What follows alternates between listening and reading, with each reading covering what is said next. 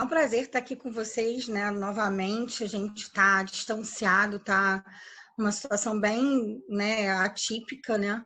A gente não está sentindo aquele cheirinho do auditório maravilhoso que a gente tanto ama. E a gente está nas nossas casas, né? Então, a gente está fazendo essa apresentação remota aqui, né? Seria o primeiro semestre de 2020, mas agora a gente já está meio que virando, né, o semestre e vai continuar em 2021, mas já indo para a segunda metade do ano, né? Eu sou aluna do PGED, como vocês, sou orientada pelo professor Massuda, e eu queria fazer umas considerações iniciais antes de ir para a minha... Não sei por que não está passando. Ah, passou. Antes de falar sobre o meu trabalho propriamente dito, né, que é intitulado Possíveis conflitos na implantação de marcos legais na educação de surdos na UFRJ. Né? O meu trabalho está passando por várias, né? Já desde o início ele estava sendo, a gente estava discutindo, né? A gente conseguiu conversar com algumas pessoas que estão colaborando com a gente. Uma delas é que ela entrou no meu trabalho, ela é minha co-orientadora agora, a professora Mônica Pereira dos Santos, que ela é da Faculdade de Educação, e nós fomos à Faculdade de Educação, conversamos e vimos que o título Brasil era muito abrangente, seria uma extrapolação que a gente não alcançaria. Isso eu e Massuda já tínhamos mais ou menos detectado, então a gente já mudou isso e já colocou o UFRJ, porque o UFRJ já vai ser um universo bem complexo e com parâmetros bem complexos de análise para a gente. Então, ficou possíveis conflitos na implantação de marcos legais na educação de surdos na UFRJ e não no Brasil, como era antes, quando eu apresentei essa mesma apresentação adaptada na época da defesa do meu memorial no ingresso do doutorado, né? E aí, eu tive aí, ainda vou voltar para cá e ainda tenho umas considerações. Então, nós tivemos alguns caminhos, né, tanto com a professora Mônica, né, quanto com a professora Clarissa Guerreta, que é a nossa, a pessoa que coordena, né, ela é a professora que coordena o curso de Letras Libras. E a gente resolveu conversar com ela por conta da questão da representatividade, a voz do surdo no nosso trabalho, né? Porque a gente estava, junto com a Mônica, fazendo um questionário, né? A gente está fazendo um questionário que a gente já tinha feito, apresentado até no nosso... Na apresentação do memorial, só que nós vimos que teríamos que adequá-lo e vê-lo realmente com relação aos surdos, né? Porque eles têm algumas particularidades, eles têm diferenças que são muito características da comunidade surda que nós temos que levar em consideração. Inclusive, nós temos que adaptar esse questionário para Libras, que isso foi contundentemente conversado com a professora Clarissa Guerreta, né, lá na Letras Libras, e ela colocou muito contundentemente. E nós estávamos em conversação, ela aceitou ajudar a gente num piloto. Né? Isso tudo a gente estava conversando com a Mônica, com Clarissa, e vendo como colocar, inclusive, o texto do nosso projeto no Comitê de Ética, já que a gente teria que colocar o questionário, né? Já adequamos o questionário na parte que a gente acha que não vai ser complicada, né? Que a parte são os grupos dos professores e dos intérpretes, mas os surdos nós temos que ter esse cuidado. Então, a gente estava realmente com muitas dúvidas com relação ao envio para o Comitê de Ética, qual o Comitê de Ética que seria o mais adequado, mas aí a gente viu realmente com a professora Sônia e com a professora Mônica mesmo, que era, inclusive, coordenadora até no período passado, o ano passado, do Comitê de Ética do CFCH, né? Então, vimos que teremos que submeter mesmo para o do HU, né? E isso via Plataforma Brasil e tudo mais. Então, a gente está fazendo um caminho de envio ainda, a gente vai enviar o nosso projeto essa semana, né? Por conta dessas discussões todas que a gente teve, por conta da questão do surdo, justamente por nós termos muito critério com relação à comunidade surda, aos surdos da universidade, nós iremos tentar adequar a melhor forma possível do nosso questionário, que eu vou falar mais adiante. Então, existiram todas essas modificações e agora quando a gente estava sentando para enviar o nosso projeto pela Plataforma Brasil, aconteceu a pandemia. Foi engraçado, porque realmente foi quando a gente sentou para enviar.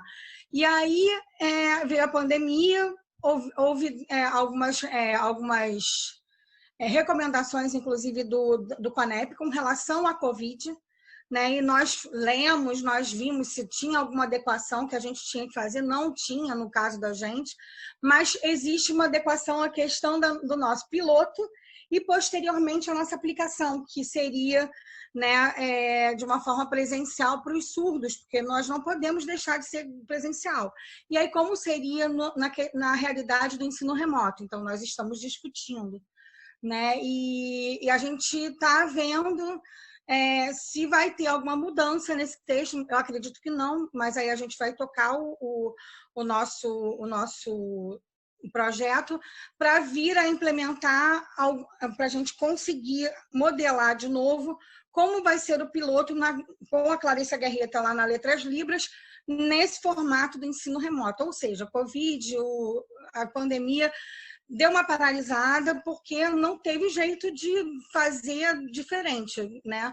A gente está esperando a Clarissa ter um pouco mais de paz, porque ela está muito sobrecarregada e tudo mais. Então, as coisas estão sendo ainda muito conversadas, né? E o que na realidade, qual foi agora seguindo mais para a apresentação, a minha motivação para trabalhar com essa temática veio do meu mestrado. Lá no meu mestrado, eu trabalhei com cegos, né? Que aí eu comecei a trabalhar com inclusão, acessibilidade, educação, ensino de ciências, eu sempre, desde que eu me formei, mas a inclusão e a acessibilidade veio mais fortemente com o meu mestrado, né? Onde eu fiz um mestrado profissional lá no IKEA, né? A minha pesquisa de campo foi no Pedro II e eu trabalhei com cegos, né? E eu trabalhei com uma ferramenta dentro do mestrado que chamava MacDaisy, que era um programa que era produzido pelo NCE, que produzia audiodescrição para os cegos. Então, eu analisava recursos didáticos, roteiros de audiodescrição de livro didático do PNLD. E aí, produzi minha tese, defendi, né, e tudo mais, né? Só que eu realmente vi que existiam muitos problemas com relação à acessibilidade e inclusão para os cegos no ensino, para os cegos, para as pessoas com deficiência. E acabei sendo convidada, né, através do meu produto, que teve muita repercussão, teve premiação. Ano passado ganhei 2 prêmios por causa do produto, que são as redes sociais que eu acho que muita gente aqui conhece, que é o Química Acessível, né? E aí, via plataforma digital, eu tive uma repercussão muito grande do meu trabalho e me convidaram no Instituto de Química para trabalhar na Comissão de Acessibilidade. Hoje ela está se extinguindo e eu estou agora como coordenadora de um setor de acessibilidade, né, que é o setor que recebe, acolhe e mantém o contato com os alunos para adaptar material, para orientar professor, para fazer adaptação avaliativa e tudo mais. Então, eu me vi imersa nessa realidade que vocês estão vendo, né? Dentro do fórum, eu era uma participante do fórum, que eu representava o Instituto de Química, com contato direto com a DIRAC, né? Eu presidi a Câmara 2 um determinado tempo, e eu estava dentro do CCMN lidando direto com as questões também das discussões sobre acessibilidade. E agora o setor de acessibilidade. A comissão de acessibilidade está sendo extinta e o setor que eu estou coordenando.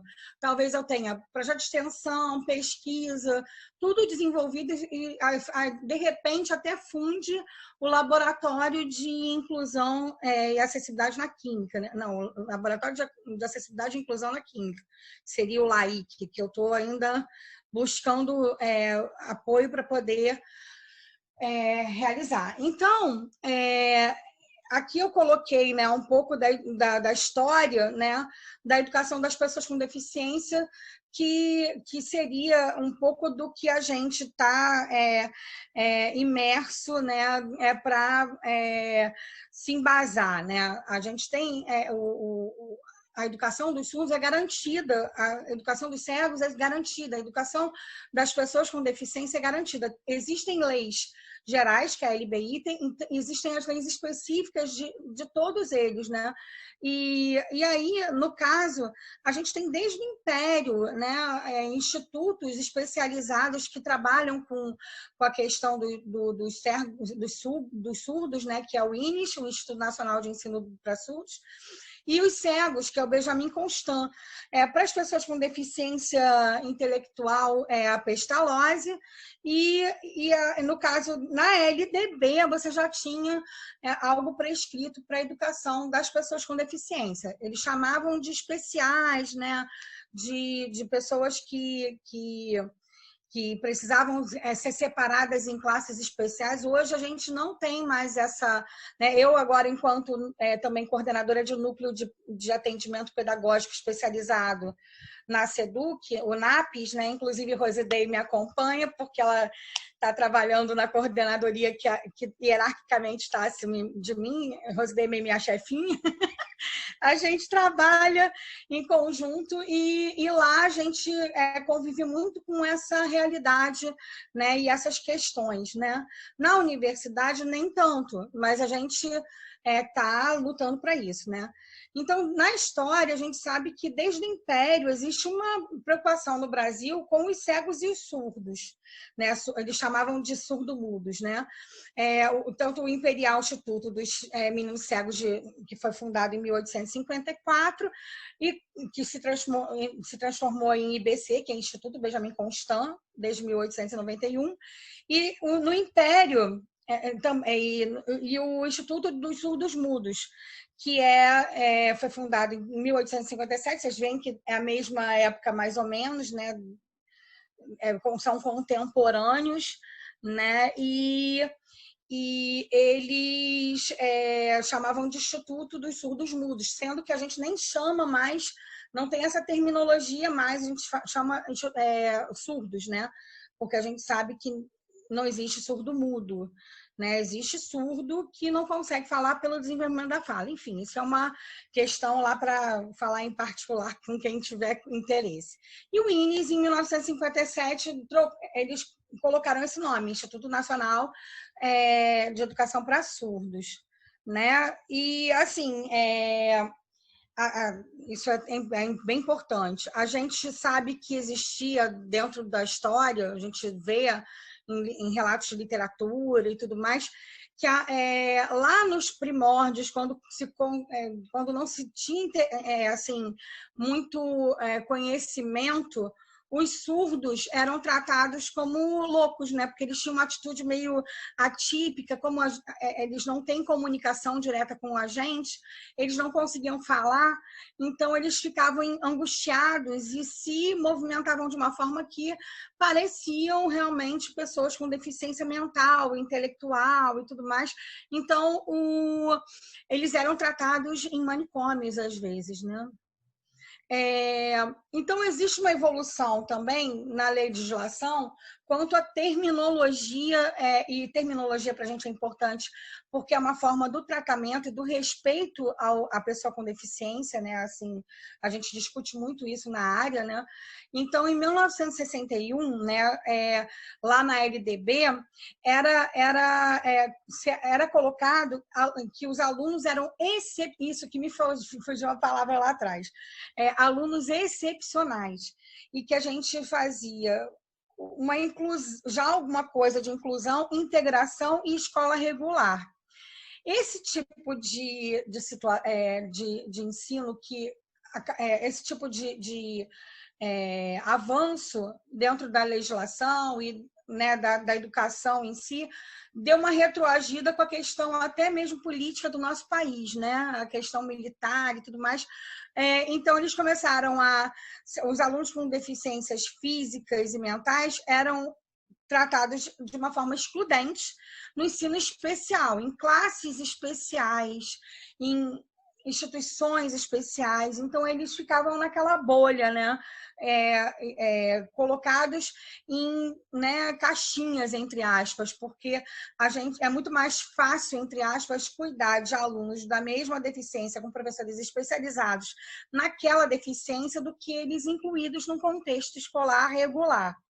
Já em 1996, eles foram tratados na lei como alunos portadores de necessidades especiais.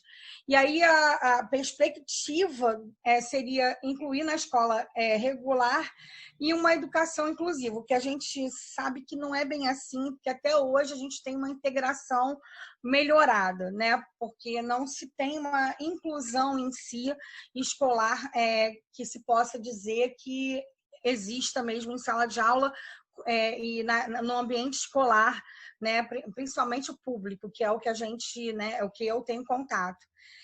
Em 1998, a Constituição Federal de Direitos Federal conferiu direitos aos alunos de ter educação. Esses alunos, né, no caso dos alunos com deficiência, eles obrigatoriamente ninguém pode negar a matrícula para esse tipo de aluno. Eles não podem ficar sem escola. Tem a questão da pressão, né, das declarações de Salamanca. Agora só uma curiosidade. Minha orientadora, a Mônica Pereira dos Santos, ela participou no doutorado do grupo que escreveu a Declaração de Salamanca. E ela quem traduziu no Brasil. Aí eu acho que tem um certo peso eu chamá-la, né, para contribuir para o nosso trabalho. Mônica é muito importante. Né? Então, existem várias outras declarações e outros movimentos internacionais que tiveram um peso para o Brasil para influenciar que a gente fosse signatário e que a gente adequasse nossa legislação para conferir esses direitos que a gente deu uma avançada. E aí a gente agora está falando mais especificamente dos marcos legais, né? Que cronologicamente a gente fez esse quadrinho aqui, mas eu vou explicar meio que, né, solto para não ficar muito preso e a gente perder muito tempo. A gente teve uma evolução desde projetos de lei até lei mesmo, né, das cotas. Os surdos, que são meu objeto de estudo, e eu quero realmente pesquisar o problema dos surdos dentro da universidade para ingressar e também para eles virem a permanecer na universidade, né? Então, esse conjunto de leis que eles conquistaram, eles tiveram muita luta, foi uma construção de muito debate, muita briga parlamentar, e os surdos, mais especificamente, eles oficializaram a língua deles em 2002. Vejam como é que é uma coisa que foi bem recente. E a Libras acabou sendo implementada, no caso, legalizada como uma disciplina curricular em 2005. E em 2007, eles estruturaram a gramática, a sintaxe, a morfologia da Libras e, na realidade, 2010, regulamentação da profissão de tradutor intérprete, mais recente ainda. Né? Por isso que tem tão pouco intérprete, às vezes, a gente tem dificuldade de conseguir intérprete, porque são poucos mesmo. Né? E formados, com proficiência e podendo realmente atuar, é muito difícil. Em 2015, a gente teve a promulgação da Lei de Inclusão, né, LBI, e aí, na universidade, em 2016, nós tivemos a questão da lei de cotas que chegou a nós, né, porque a lei de cotas acabou dando direito as pessoas com deficiência a entrarem e terem vagas reservadas para eles, né? Para as pessoas com deficiência. Vejam que no artigo 3, ele tem aqui todos eles juntos, as pessoas com deficiência, índios, pardos, que as cotas têm um pacote de vagas e eles são divididos para essas ações afirmativas. Isso já é um problema para as pessoas com deficiência, né, na universidade. E aí os possíveis conflitos que a gente tem, né? A gente tem um conflito porque a gente já desde o nível médio sente isso na escola pública, tá? A gente sente que o aluno que vem de uma escola bilíngue, que é uma escola especializada, que geralmente eles vêm de lá, eles sentem um impacto muito grande dentro do nível médio quando eles vão para a escola regular. Esse impacto é tão ruim, é tão complicado que eles chegam na universidade mais despreparados ainda. Então, eles não têm uma recepção adequada, né? Não tem um mundo adequado a eles, como é na escola que eles frequentaram lá no Fundamental 1 e 2, que eles sentem falta no nível médio todo, porque dava para eles a possibilidade de ter um intérprete de Libras, de estar na escola imerso só falando em Libras, né? Ele tem dificuldades da linguagem dele, da língua dele, né? Imagine você ir para o Japão e tentar estudar numa escola no Japão, em uma sala de aula que você não conhece ninguém, não sabe falar a língua de ninguém, o professor não está lá falando, escrevendo, e você não entendendo nada, né? É tipo isso, né? E aí fica a nossa dúvida, né, com a questão, a opinião deles com relação a isso. Eles prefeririam estar numa universidade bilíngue, como é, por exemplo, na Letras Libras, que é um mundo à parte na universidade.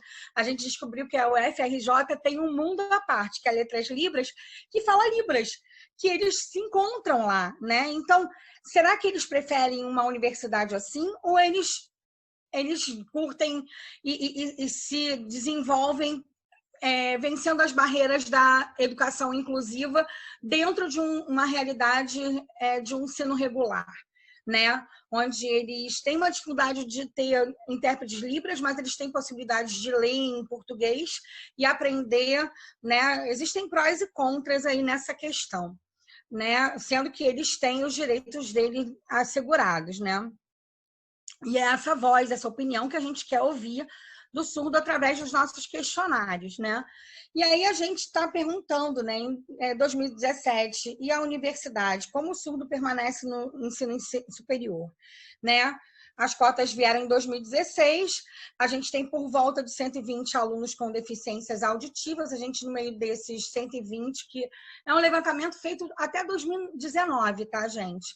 Isso aí tem que ser atualizado, eu dirá que está meio parada, mas temos que atualizar isso, e se tiver que ser eu que tenho que fazer, o Felipe também faz um levantamento, ele sabe a dificuldade, eu não sei se ele está na sala, mas ele sabe a dificuldade que a gente tem de conseguir números e estatísticas, né? Então, já entrando um pouco no questionário que a gente vai fazer, né? Que é um questionário, só mais 5 minutos eu acho que eu acabo. Não vou apresentar o questionário para não me delongar, mas eu quero falar mais ou menos de como a gente vai fazer. Né? A gente tem uma parte socioeconômica, que é para caracterizar o nosso público. A gente tem uma parte que é de perguntas fechadas, que a gente está usando uma escala de Likert, e as abertas. No nosso universo de perguntas abertas, a gente vai fazer uma análise de discurso. Já a escala de Likert, a gente vai fazer vai fazer análises estatísticas, né? Inclusive confrontando com a questão do perfil socioeconômico, né?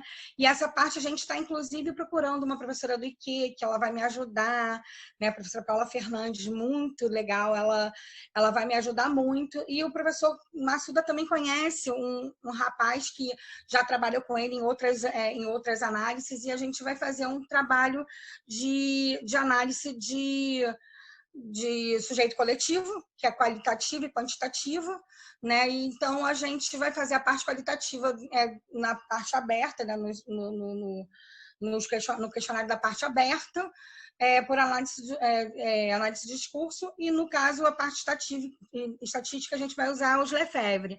Né? Eu estou começando a mergulhar na parte teórica, né? Aproveitando essa pandemia, já que eu estou orientando uma TCC com meu ex-orientador de mestrado, o Rodrigo Volcan, que foi egresso daqui, inclusive, é egresso daqui, né, do Estudo de Bioquímica Médica, e a gente está tentando orientar uma menina de graduação de licenciatura em Química, que ela está querendo fazer, inclusive, um jogo para surdos. A gente combinou até com a professora Vivian de aplicar isso no curso dela. Não sei como é que vai ser isso, mas a gente vai tentar quando a gente voltar. E ela está mergulhando num contexto teórico muito bacana, que está me complementando muito, está me ajudando a ter vontade de escrever sobre Vygotsky, né? Tem o Scliar, que é um grande estudioso sobre a parte linguística, a parte dessa coisa do bilinguismo, né? É um argentino, Carlos Scliar, ele é um estudioso da área de surdez, e vai ser o Scliar, o Vygotsky, na perspectiva da psicologia histórico-cultural. E nós temos, na parte da análise de discurso, dos Lefebvre, eu estou começando a ler com a Mônica Moscovici, que ele tem uma grande contribuição teórica na teoria de representações sociais, que é muito importante justamente para a análise do Lefebvre, né? Porque a gente vai trabalhar com o sujeito coletivo, que é ancorado nesse arcabouço teórico. Aí já seriam os questionários, eu acho que é dispensável a gente fazer a apresentação deles, porque ele ainda está, inclusive, em construção, e esse modelo que eu estou trazendo aqui é um modelo já do início, lá que a gente não é o revisado. Então, seria interessante a gente dar uma evoluída para depois, quem sabe, na qualificação, fazer no seminário de acompanhamento, fazer uma apresentação dele mais formalmente. É isso, eu agradeço a todos pela atenção, acho que foram 32 minutos, se não me engano, ou menos um pouquinho, porque a gente ficou 5 minutos aí esperando o pessoal, e eu estou aberta aí para as perguntas, fiquem à vontade. Muito bem.